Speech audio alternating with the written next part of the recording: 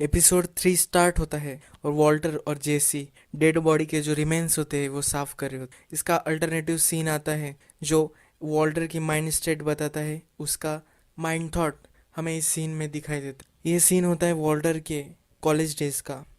वो black board पर body के जो केमिकल्स होते हैं उसको वो मेजर कर रहा होता है। बॉडी में इतना परसेंट आयरन, उतना परसेंट कैल्शियम, तो ये सब चीज़ें वो कैलकुलेट कर रहा होता है उसके क्लासमेट के साथ। सबकी एडिशन करने के बाद 0.1% अनकैलकुलेटेड उसे मिलता है। तो इसके बारे में वो अपने क्लासमेट को बताता है कि बॉडी में सिर्फ इतना ही नहीं हो सकता, इसके बाद भी बॉडी में कुछ होना चाहिए। तो इस सीन हमें इम्प्लाई करता है कि वो ह्यूमन सोल के बारे में बात कर रहा होता है। यही उसके दिमाग में चल रहा होता है। अब जो उसे क्रेजी एट को मारना है तो जो मॉरल कॉन्फ्लिक्ट से उसे गुजरना पड़ता है, तो ये सीन उसी को रिप्रेजेंट कर। ब्लड में मिक्स हुआ होता है जो एसिड, तो वो टपक के बेसमेंट तक आ जाता है। क्रेजी एट को पता चल जाता है कि अब उसका अंत नियर है। नेक्स्ट सीन मरी और स्काइलर के बीच की एक कन्वर्सेशन। स्काइलर पता करना चाहती है कि वॉल्टर के साथ आखिर हो क्या रहा है। उसके मन में एक कॉन्फ्लिक्ट ही चलती रहती है। इस सीन में स्काइलर रूम पेंट कर रही होती, जो रूम एपिसोड 1 में वो वॉल्टर को बताती है पेंट करने की। उसे लगता है कि मैरिजुआना वॉल्टर ले रहा है, इसलिए वो ऐसा बिहेव कर रहा होगा, ज़रा ऑफ बिहेव कर रहा होगा। तो मरी से भी पूछती है कि तुमने भी तो कॉलेज में मैरिजुआना ट्राई किया था, तो कैसा इफेक्ट तुम पर आया था। तो मरी उससे कहती है कि मैं ज़रा फोकस्ड हो गई थी। पर स्काइलर ने भी मैरिजुआना के साथ एक्सपेरिमेंट किया होता है, उसे लाइट हेडेड महसूस हुआ होता है। तब मरी को सस्पेक्ट होता है कि वॉल्टर जूनियर ले रहा होगा मैरिजुआना, यानी कि वीड वॉल्टर जूनियर कर रहा होगा। तो वो स्काइलर को तभी कन्फ्रंट करती है। स्काइलर बोलती है कि वो 100% नहीं कर रहा। वॉल्टर क्रेजी एट की सब टॉयलेट फ्लश करने के लिए बेसमेंट में आता है, पर क्रेजी एट को अब पता चल चुका है कि उसका एंड अब नियर है। तो इसलिए वो वॉल्टर को मैनिपुलेट करने की कोशिश करता है। वो वॉल्टर को बताता है कि जेसी ने तुम्हारे बारे में मुझे सब बता दिया है, तुम क्या करते हो, तुम्हारे फैमिली के बारे में भी मुझे सब बता दिया है। तो इससे वॉल्टर बहुत डिस्टर्ब हो जाता है। वॉल्टर को ये भी बताता है कि जिस तरह से मुझे तुम्हें बंद करके रखा है ये बहुत ही डिग्रेडिंग है, मेरे एनिमी को भी ऐसे ट्रीटमेंट नहीं दूंगा। वॉल्टर को बहुत गुस्सा आ जाता है जेसी पर, क्योंकि जेसी ने सब बता दिया होता है उसके और उसके फैमिली के बारे में। तो वो जेसी को ढूंढता है, पर जेसी बाथरूम में होता है, तो डायरेक्टली डोर ओपन कर कर आ जाता है और जेसी मैथ ट्राई कर रहा होता है। उन दोनों में लड़ाई हो जाती है और वॉल्टर उसका मैथ नीचे फेंक देता है। जेसी जब गाड़ी लेके बाहर जा रहा होता है तब वॉल्टर उसे रोक लेता है और उनमें झगड़ा हो जाता है। तो जेसी उससे बोलता है कि मैंने मेरी सिचुएशन को हैंडल कर लिया है, पर तुम्हें अब क्रेजी एट को ठिकाने लगाना होगा, तुम ऐसे पोस्टपोन नहीं कर सकते। वो बोलता है कि हमने कॉइन फ्लिप किया था और तुम्हें तुम्हारा काम तो करना ही पड़ेगा। मरी के मन में वॉल्टर जूनियर के रिगार्डिंग एक डाउट फिर भी होता है, इसलिए वो हैंक को कॉल कर वो बोलती है कि मैं भी वॉल्टर जूनियर वीड कंज्यूम कर रहा होगा, तो तुम्हें उसे ज़रा डराना चाहिए और रियलिटी की सिचुएशन के बारे में उसे ज़रा समझाना चाहिए। उसे कुछ गंदी गंदी चीज़ें दिखा दो कि उससे वो डर जाए और वो फिर से मैरिजुआना न कभी ना करे। ऐसा वो अपने पति हैंक को बोलती है। हैंक पहले ना बोलता है, फिर वो मान जाता है। मरी जब हैंक को कॉल करती है तो एक सैंडल शॉप में होती है। उस शॉप की एम्प्लॉय उससे डिसरिस्पेक्टफुल बात करती है, तो वो सैंडल चोरी कर लेती है और उसके पुराने शूज़ वहाँ रख देती है। हैंक फिर वॉल्टर जूनियर को किसी अलग प्लेस ले जाने के बहाने एक मॉडल पर ले जाता है। उस मॉडल में सब प्रोस्टिट्यूट रहती है, तो वो उसे एक रियलिटी सिचुएशन दिखाने के लिए एक प्रोस्टिट्यूट को अपने पास बुलाता है और उसके सब गंदे दांत वगैरह सब उसको दिखाता है, उसे डराने की कोशिश कर रहा है। वॉल्टर जूनियर को समझ में नहीं आता कि ये क्यों कर रहा है।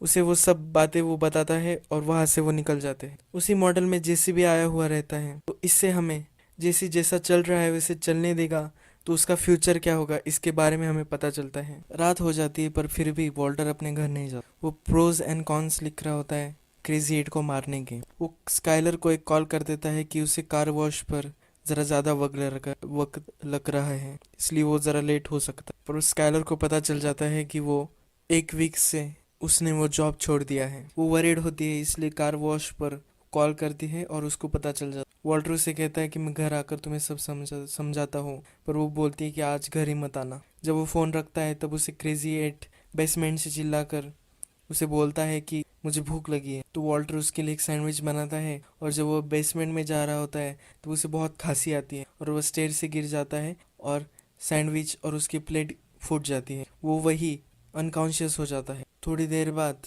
जब वॉल्टर उठता है तो उसे क्रेजी एड बताता है कि उसे लगा था कि वो मर ही गया होगा। वॉल्टर उसे बताता है कि वो फिर से एक सैंडविच बना कर ले आ गया। वॉल्टर अभी भी ज़रा इंटरनल कॉन्फ्लिक्ट में ही है कि क्रेजी एड को मारना चाहिए या नहीं। तो वो उसके लिए सैंडविच भी बनाता है और बियर भी लेके जाता है उसके लिए। क्रेजी एड को वो सैंडविच देता है और बियर पीना शुरू कर देता है। वॉल्टर क्रेजी एड को उसका असली नाम पूछता है, उसको और भी जान लेने की कोशिश करता है। क्रेजी एड उसे बताता है कि अगर तुम मुझे मारने वाले हो तो मेरे बारे में जानना कुछ आपको हेल्प नहीं करेगा। पर क्रेजी एड उसे अपने बारे में भी बताता है। क्रेजी एड के पास एक्चुअल में बिजनेस की डिग्री होती है, उसके फादर का फर्नीचर का शॉप होता है। तो वॉल्टर को पता चलता है कि वॉल्टर जूनियर के लिए जो क्रीब लाई थी वो उसी फर्नीचर शॉप से ली। क्रेजी एड बताता है कि मैं वहाँ 100% हुआ हूँगा जब आपने वो क्रीब ली। वॉल्टर अपने कन्फ्लिक्ट के बारे में बताता है कि अगर मुझे एक भी रीज़न लगा कि तुम्हें छोड़ देना चाहिए तो मैं अभी के अभी तुम्हें छोड़ दूंगा।